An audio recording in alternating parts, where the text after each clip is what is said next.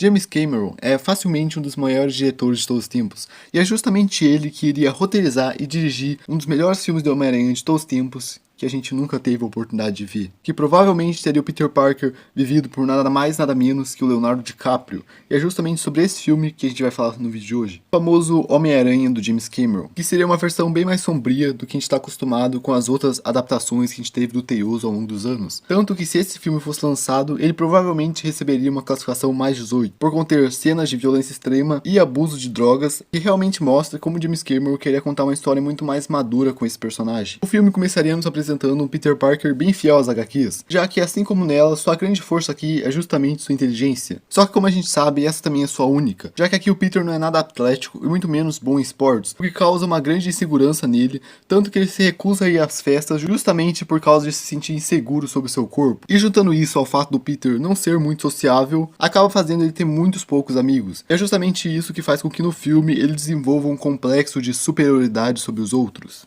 já que na sua mente, enquanto os outros vão trabalhar no McDonald's, ele vai se tornar um cientista renomado. Então, ele é superior, todas as pessoas que estão estudando junto com ele são inferiores. Algo extremamente egoísta, mas que não dá muito pra culpar o Peter, já que o filme deixa bem claro como ele se sente deslocado e o único jeito que ele achou pra conseguir ganhar algum tipo de reconhecimento e atenção é justamente através da sua inteligência. E é justamente por causa da sua inteligência que ele acaba conhecendo a Mary Jane, que de início só quer fazer um trabalho de ciências com ele pra tirar uma boa nota. Depois do Peter ajudar a Mary Jane no projeto, ele vai no seminário de estudantes numa universidade próxima para visitar um laboratório ultra tecnológico. E é justamente lá, enquanto ele tá tirando fotos ali do laboratório, ele acaba sendo picado por uma aranha radioativa, como na origem clássica que todos nós conhecemos. E depois disso, o Peter chega em casa e começa a se sentir meio fraco e a sua visão começa a embaçar, o que faz com que ele caia no chão e desmaie. E as coisas começam a ficar ainda mais estranhas quando o Peter acaba acordando no dia seguinte só de cueca no alto de uma torre de alta tensão, sem fazer a mínima ideia de como ele chegou ali, como se de algum modo seus instintos tivessem tomado conta do seu corpo. Obviamente, o Peter volta para casa visivelmente assustado com o que acabou de acontecer e acaba se escondendo no porão, tremendo de medo do que ele acabou de presenciar. Isso é uma das coisas que eu mais acho interessante sobre esse filme, que aqui o Peter não fica animado com os poderes, e sim com medo, e ele só começa a se acalmar depois de ver uma silhueta de uma aranha. Depois disso, o Peter vai pra cama para tentar esquecer daquilo tudo,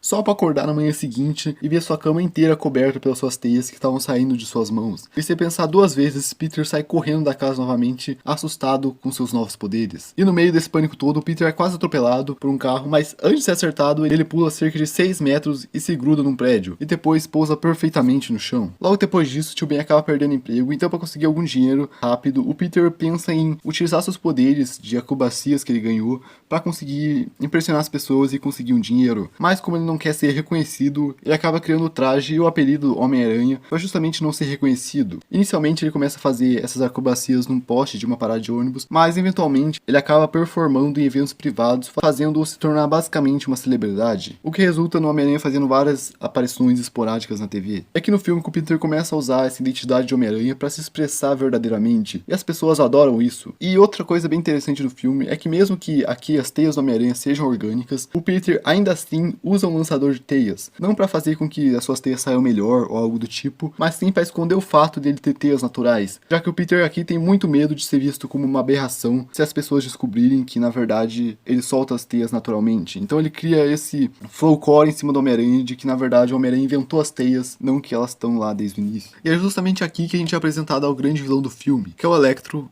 que tá assistindo a uma das participações que o Homem-Aranha faz nesses programas de TV, e é justamente aqui que a gente vê como o Electro tem um certo interesse pelo Homem-Aranha. Vale ressaltar que essa versão aqui, assim como o Homem-Aranha, tem várias similaridades com as HQs, mas também tem muitas diferenças, já que aqui, assim como nas HQs, ele também controla todos os tipos de eletricidade, mas a grande diferença aqui é o que ele faz com o poder dele, já que aqui nesse filme esse poder fez com que ele ficasse extremamente rico, já que agora ele consegue manipular e roubar dados através dos seus poderes, o que também o tornou um cara extremamente narcisista, mas muito poderoso e muito influente. Mas depois dessa breve apresentação do Electro, a gente volta pra uma cena do Peter que ele acaba vendo o Flash dar um tapa na cara da Mary Jane. Isso deixa ele com uma extrema raiva do Flash, tanto que à noite desse mesmo dia ele acaba dando uma lição no Flash, destruindo o carro dele, quase matando o Flash na porrada, mas no final ele acaba não matando e fala pro Flash ficar longe da Mary Jane. No dia seguinte a gente vê o Tio Ben tentando se aproximar chamado Peter, já que o tio Ben consegue perceber claramente que o Peter não tá bem. Mas acaba que o Peter não se abre pro tio Ben, e é justamente essa uma das últimas conversas que os dois têm no filme. Depois disso, o Peter vai fazer uma das suas diversas apresentações que ele faz à noite, mas aqui algo diferente ocorre, já que ele é abordado por uma mulher que o entrega um bilhete escrito "Existe outros como você?", com um endereço e uma hora ali no bilhete. Isso deixa o Peter bastante intrigado e ele acaba tentando segui-la, mas ele acaba sendo atacado pelo Homem-Aranha e tenta lutar, mas todos os ataques dele parecem não fazer nenhum efeito. Além disso, todos os socos que o Homem-Aranha dão nele são extremamente fortes, uma cena que lembra bastante a primeira luta que o Homem-Aranha tem contra o Homem-Aranha lá no Homem-Aranha 3. Aqui a luta acaba quando o Homem-Aranha foge por um ralo que tinha ali perto. Logo depois disso, a gente tem o filme mostrando a morte do tio Ben, bastante fiel às HQs, daquele jeito que todo mundo conhece, que o Homem-Aranha acaba deixando o bandido fugir, e esse bandido acaba matando o tio Ben. Mas aqui o Peter consegue caçar o criminoso e até o entrega pra polícia. Só que nesse momento, os policiais pedem pra ele retirar a máscara, é algo que ele obviamente se recusa a fazer, o que faz com que alguns policiais partam pra cima dele, o que gera uma pequena luta entre ele e a polícia, o que acaba fazendo a polícia ficar contra todas as coisas que o Homem-Aranha faz. É nesse momento que a gente é apresentado a uma reportagem de uma TV local, falando sobre um homem mascarado que, entre muitas aspas, tinha espancado os policiais naquela noite, e obviamente, como não é de se esperar, essa reportagem é apresentada por ninguém menos, ninguém mais que o J.J. Jameson, que a partir daqui começa a criticar basicamente tudo que o Homem-Aranha faz, já que é justamente aqui que o Peter começa a realmente atuar como um vigilante, só que obviamente com o ódio total da polícia, já que quanto mais crimes ele detém, mais ele faz a polícia parecer ineficiente, o que faz com que, além de ser caçado pelos bandidos, ele também seja considerado o inimigo número 1 da polícia de Nova York. E para tentar esfriar a cabeça de tudo isso, ele acaba indo se encontrar com a Mary Jane para justamente terminar aquele trabalho de ciências que eles tinham começado lá no início do filme. E é aqui que ele acaba descobrindo que a própria Mary Jane é uma grande fã do Homem-Aranha, porque ele é uma das poucas pessoas que sabe o que é se esconder através de uma máscara. Com isso, o Peter até cogita contar a verdade para ela, mas acaba desistindo e vai até o endereço com aquele bilhete que aquela mulher tinha dado para ele. O Peter acaba descobrindo que, na verdade, quem estava por trás daquele bilhete era justamente o Electro. Explica que o que ele está fazendo ali é indo atrás de pessoas com poderes para justamente montar uma equipe de pessoas com superpoderes, porque, segundo ele, pessoas como ele, o Peter, são o próximo passo da evolução humana. Logo, eles podem fazer o que eles quiserem e pegar o que eles quiserem dos não evoluídos. Peter primeiramente vê o Electro como uma pessoa que entende ele, já que ele também tem poderes, mas depois desse discurso ele acaba sentindo essa vibe bizarra das ideias do Electro e rapidamente se volta contra ele,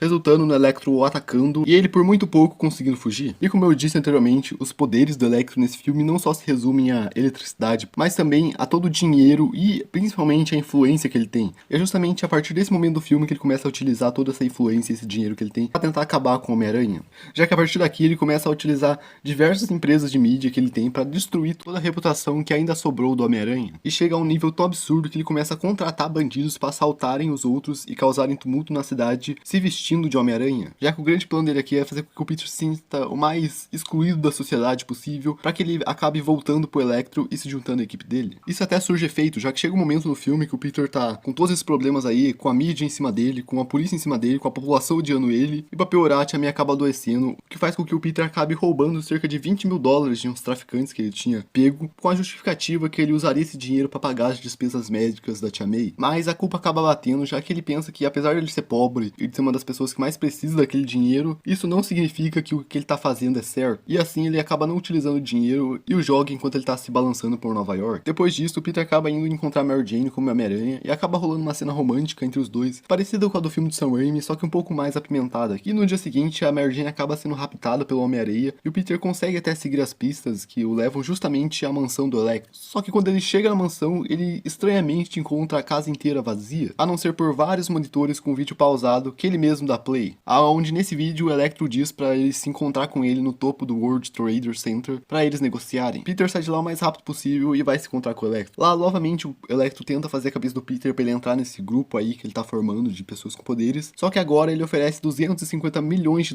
somente para ele se juntar ao grupo. Mas Peter já tinha aprendido a lição antes, ele sabia que se ele cruzasse essa linha de pegar um dinheiro que, de certa forma, veio de atividades legais, ele não é nada melhor que o criminoso que roubou esse dinheiro. Sendo assim, ele rapidamente pega a Mary Jane com as suas teias e a leva para a escada de incêndio, onde os dois se separam e o Peter vai finalmente lutar e acabar com o Electro de uma vez por todas. E é justamente aqui que a gente tem o grande clímax do filme, ocorrendo com o Peter lutando contra o Electro e o Homem-Aranha em cima do prédio. Primeiramente, o Peter só apanha e consegue desviar de poucos golpes, já que não faz nenhuma ideia de como ele conseguiria derrotar o Homem-Aranha numa luta. Só que daí ele se lembra como são feitos vidros. Sendo assim, ele induz o Electro a acertar o Homem-Aranha, transformando seu corpo completamente em vidro e o deixando incapaz de lutar. Sendo assim, a luta acaba virando um X1, Zoom entre o Peter e o Electro. E é justamente aqui que o Peter percebe que ele tem uma grande vantagem contra o Electro, que é justamente as suas teias. Então ele pega o Electro com a teia e desce do prédio, só que apesar dele tentar equilibrar o seu peso com o do Electro, isso acaba não dando certo e o Electro acaba batendo com tudo no vidro e se arrebentando inteiro no processo. Peter puxa o corpo arrebentado do Electro pra cima, que no seu leito de morte pede pro Peter tirar a máscara para ele descobrir quem foi o cara que o derrotou. O Peter tira a máscara e revela seu nome, e o Electro nos seus momentos finais fala que é inacreditável que ele tenha sido parado por um adolescente. Logo após disso, o Peter pega todos aqueles 250 milhões de dólares que o Electro tinha oferecido para ele e o distribui por Nova York inteira. Alguns dias depois disso, Peter finalmente entrega seu trabalho de ciências, que ele tinha começado lá no começo do filme, e acaba tirando nota máxima. Também é nesse momento que a Mary Jane, que já tinha alguns sentimentos pelo Peter, acaba o beijando, e é nesse momento que ele acaba contando a verdade pra ela, e o filme acaba com o Peter vestindo a roupa de Homem-Aranha e indo se balançar por Nova York.